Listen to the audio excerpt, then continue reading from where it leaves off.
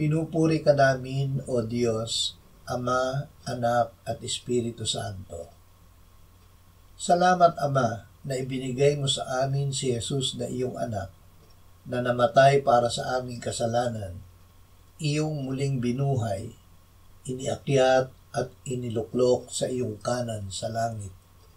Salamat na ibinigay mo sa amin ang iyong banal na Espiritu, at sa pamamagitan niya ay ibinuhos mo ang iyong pag-ibig sa aming puso.